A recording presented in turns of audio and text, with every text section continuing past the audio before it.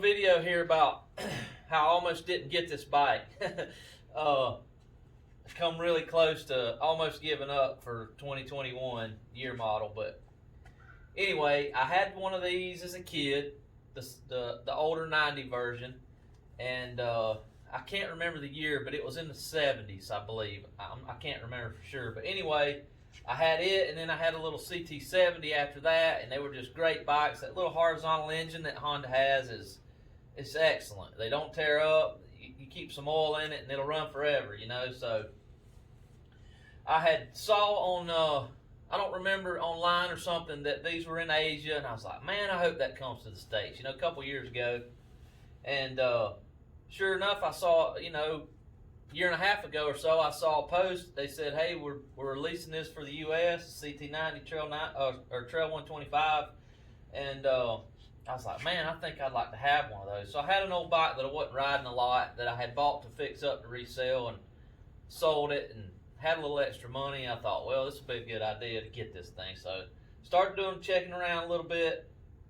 I don't know, it's just, you know, it just kind of brought it back for me as a kid. You know, I've had a Suzuki DR350 for 20 years, and it's a great bike. It'll do 100 miles an hour and go anywhere. It's never tore up, and I'll probably never get rid of it, but this was just something different. You know, I can pack some stuff up in it and hit the woods and gone and just have a good time. But anyway, I saw on, I believe it was Instagram, that Honda Power Sports said, hey, this is going to come out in the States in November, like mid-November. So I thought, well, that'll be a good idea. I'm gonna find out. So about 150 miles from here, there's this dealer that I really love because it's MSRP, no tax. You pay the tax when you get the tag in your state, and 10 minutes. You call them up and say, hey, you got this bike? Yeah, you go, and whatever MSRP is, sometimes it may even be a tad bit under. I've been dealing with them for years, 20 years or so. Some of my buddies that where I used to work, we rode four-wheelers ranchers back in the day, and we could go up to Tennessee and buy a couple states away, you know, and buy them, and you just pay for it and you're gone. Here, I don't want to knock on the local dealer, but they have fees. This bike is $38.99 MSRP. At the local dealer, it would have been over $5,000, I'm sure. It's $38.99 at the dealer I use. So it's kind of a weird story, and if you believe in things that are meant to be, or things happen for a reason, stick around and you'll see. You know, it's weird. But anyway, I reached out to this dealer and asked them, and actually their salesman that I dealt with is a pretty famous guy on YouTube. He kind of takes new machines, mostly Hondas, and takes them out to a farm and tests them and videos it. And anyway, that's who my salesman was. Great guy, awesome guy. Been at this dealer for 15 years or so, probably. Honda of Chattanooga is the dealer I'm going to tell you about. So anyway, I call him up. He says, hey man, yeah, I've had 200 calls on the little CT125. You know, it's a lot of interest in it. Nobody's left a deposit. He said, you be the first person to leave a deposit, $100. You know, if you wanna do it, that's good. He said, but I think it's gonna be some delay. They say mid-November, probably be January, could go into the spring. You know, it's just weird because he said they were having some issues getting product because of COVID and just the crazy world. So we all know about that. So anyway, I said, cool, man, $100. If it's spring, who cares? So give him the money, send him a check, whatever. He said, all right, man, I'll be in touch. You know, he said, I get emails on Tuesday, every Tuesday, from here until it releases. If I get an email about the bike, I'll let you know. I think we're just getting the one. We may be getting two, not sure. So I said, okay, sounds good. So that's mid-September. I get an email, or he texted me and said that the bike's been pushed back a little bit. We're thinking, you know, December, mid-December, late December. Be awesome if you get it for Christmas, but no promises. That's cool. So he calls me and says, man, it's you know, it's not looking good. And this is late November. He calls me on a Tuesday. It's not looking good for December, but I'm pretty sure we're going to get it in January. He said, you know, after the holidays boil down and everything's, just give me a holler or something and we'll touch base. He said, but everything's looking good for probably early January, January 4th, something like that. So I said, okay. So bear with me here, it's crazy. I thought, well, you know, let the holidays boil down, die down, whatever. I'll call maybe the 6th or 7th of January. I tried to call. No answer. So I thought, well, that's weird. It's a Tuesday, and this is a dealer that's been in business 58 years. Maybe they're just busy. Call back, no answer. Call back, no answer. You know, I gave them some time. I thought, well, maybe they took some time off, Christmas, whatever. It's been a crazy year. Couldn't get in touch with them. Couldn't get in touch with my salesman.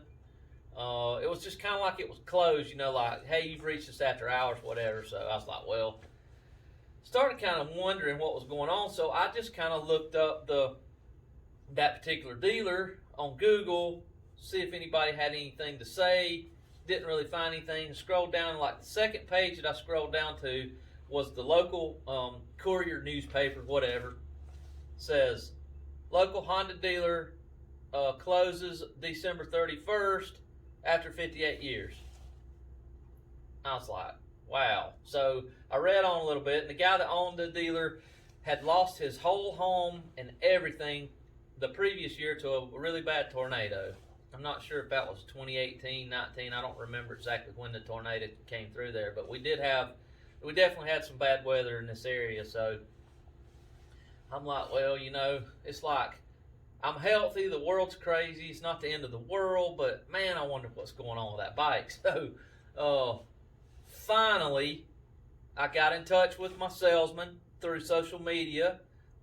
Just reached out to him. He's got a little page on there, and he's like, man, I've been trying to find your number. You know, he said, basically, we didn't really know that the dealer was going to close. Not even sure the owner knew. We didn't know what was going on. But I really apologize. I know you're excited about getting a machine, you know. And he said, and you know, some people might think it's kind of dumb. It's just a bike, you know. But it's one of them things that I haven't bought anything new in probably 20 years to speak of. I'm kind of one of these guys that goes out and gets old junk bikes and fixes them up. And I had sold another bike, and you know, whatever. But it kind of can be silly, but anyway, I kind of had my heart set on it, you know. So he's like, man, I don't really know. He said, here's the only thing, you know, little bit of hope is that there is another dealer in this town that does just like us. MSRP, 10 minutes out the door. They're a big volume dealer. They're getting all of our inventory. So maybe here's the number. I'll put you in touch with the manager.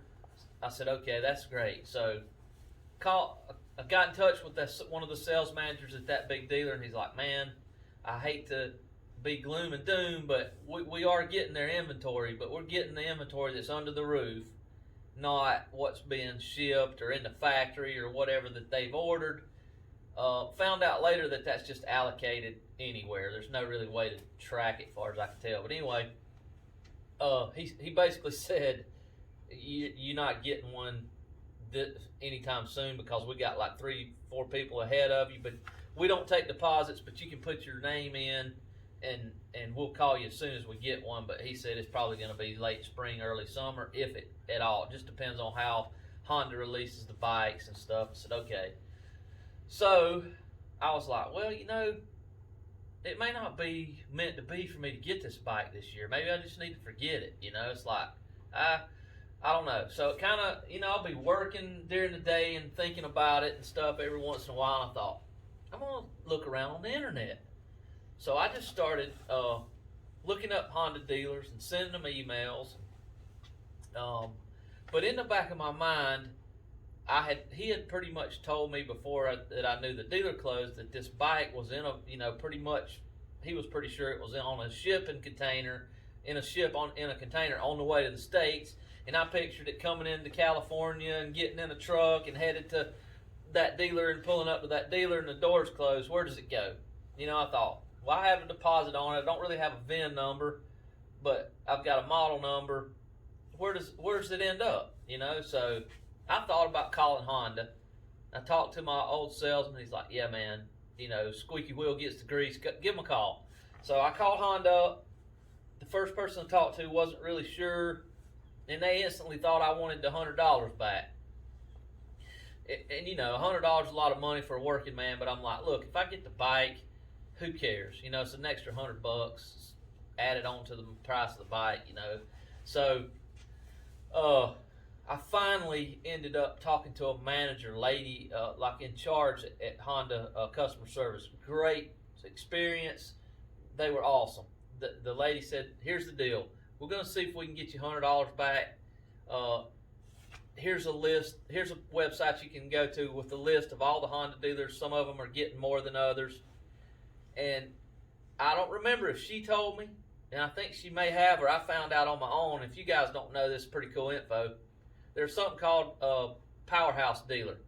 And basically, they can only sell Honda. You know, they have bikes, generators, mowers, whatever, but they have to be Honda. Honda, it has the big Honda emblem on the front of the building with the wing, you know, and everything. And they get first choice of new models. So I started emailing all of them. And this is where it gets kind of crazy. I hope I can remember exactly how it went down. But anyway, I started emailing all of them, and they're all like, yeah, we've got some, you know, everybody's got a deposit on it already. We're only getting one. We're only getting two. Well, I actually sent all the emails out on a Monday, and I call that kind of like a Japanese holiday because every bike shop in the world is closed on Mondays. You know, it's Tuesday through Saturday, really, on a bike shop, most of them. Some of the big dealers now are opening Mondays, but anyway, I don't think people saw the email, and I started getting calls back. Hey, you know, we're going to put your name down. We have some reserved. We haven't got any yet. We've gotten one and sold it already, whatever. I said, okay. So I kind of forgot about it for a few weeks, you know, and just was like, oh, well, it's probably going to be spring, and it's not the end of the world, whatever. Oh, and also the Honda lady told me they would try to get in touch with the guy and see if I could get my $100 back, or they would give me a redeemable card for a Honda dealer for $100, which that's great. You know, that was no big deal to me. I just wanted a bike. So, back to what I was talking about the dealer. You know, finding one at the dealer here, there, and yonder. And I started getting emails back like crazy. Well, about, like I said, a couple weeks go by, and I started getting calls. It's like, we think we might be getting one. Would you be interested in us, you know, calling you if we do? Yeah, sure. So, trying to think exactly how it went down. I came to work one morning early, I think on a Tuesday, and I got a call from this dealer in South Georgia. And they're like, hey man, pretty sure we're getting one in a couple of weeks, maybe this week. I'm almost positive. I've gotten an email. It's in a boat. Pretty sure we're getting it. Would you like to get it? Yeah. It's about the same price, a little bit more, not much. They had like a little destination fee, but it was really close to MSRP. I'm fine with that. So I was like, well, maybe this is going to work out and I can get the bike. So I get a call as soon as I hang up with this dealer in Georgia. I get a call from a dealer in Arkansas. Young kid. He's like, hey man, I saw your email. You know, we got a bike here on the floor. Do you want it? And I was like, well, I kind of already, I did send them some money to hold the bike in Georgia. Forgot that part. I was really hesitant to do it, but the salesman assured me, you know, I felt like if I didn't get the bike, he'd give me the money back. So it was no big deal. So the guy in Arkansas said, I tell you what, let me call Georgia, talk to them. I'm probably going to go with them, but if they say, hey, go get that bike, you know, because it was going to be the same price. And it was a lot further away, but, you know, it's like, I don't mind driving, get off work on a Friday and take a weekend trip. You know, that's no big deal to me.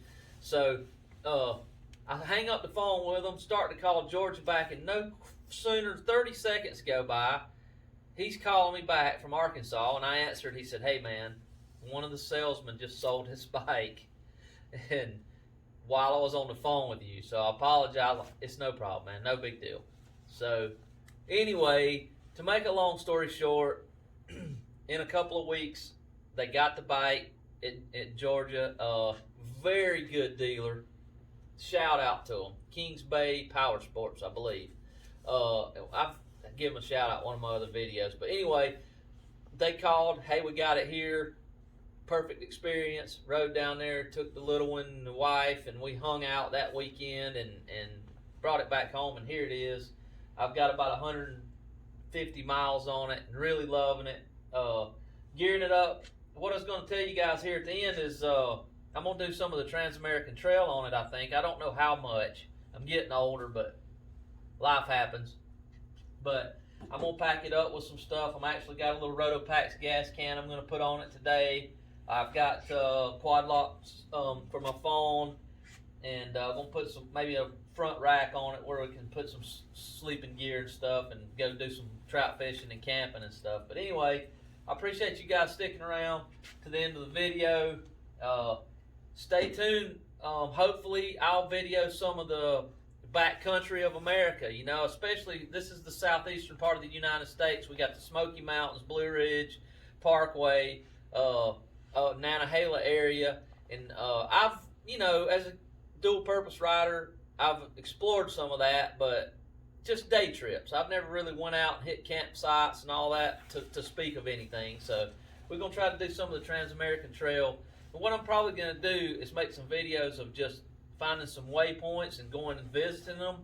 And then we'll probably go as a group of 3 or 4. Some of my buddies ride and love to camp. So that's what we're going to do. So, man, I really appreciate you guys following along. And I know it's a little long-winded video, but it's kind of crazy. It's like, maybe I shouldn't get this bike this year. Who knows? You know, maybe I won't have enough work to live. You know, working man's not rich. So I sometimes listen to my gut, but my gut was telling me to keep digging and try to get it. And everything's worked out really good, and blessed to have it. So appreciate you guys. Come back next time. Appreciate everybody.